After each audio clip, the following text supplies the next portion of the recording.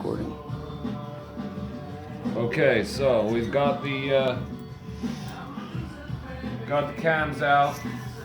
As you can see, we've got part of it broken down.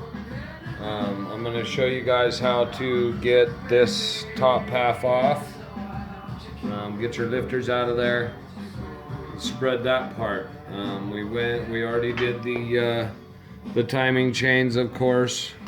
You know, to get the camshaft off, there's 2 bolts on there you got to take out. You got to spin the crank to be able to get those bolts out.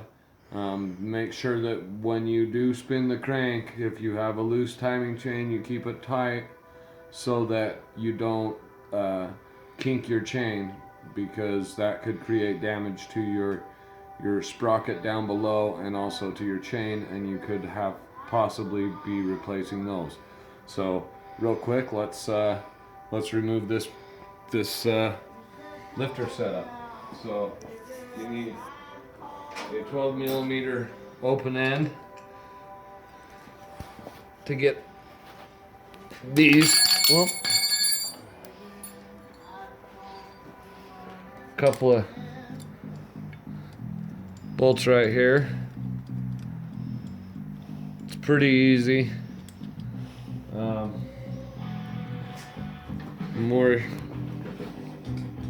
There's only 2 bolts, one on each side, other than all these ones that are sticking up out of the top. So it's all pretty simple.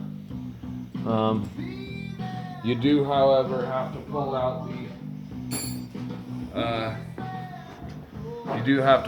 the spark plug on the side that the timing chain's in, because you got to pull out the little housing around the spark plug. I'll show you what I'm talking about here in just 2 seconds.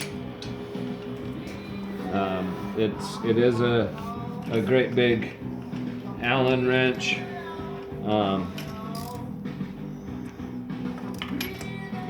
So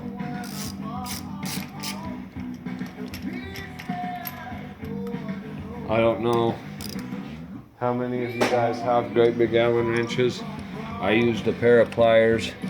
It comes out pretty easy. You just wedge it in and twist it out, and it'll twist out. It doesn't go in super tight.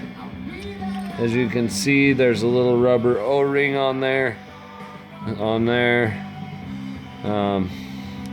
It just goes in, and it will block it'll stop you from being able to pull that off. It'll hold up on your timing chain. So now we're that far, let's go ahead and remove the top. Pretty simple, just slides right out, and that's how you do it. We've got the top removed. Now we're ready to remove the jugs and continue on to splitting this thing down and changing out the shift fork, which is a very common thing with these motors. So there we go. Okay, there you go. Rock out. Yeah, it is. It both. Look at that.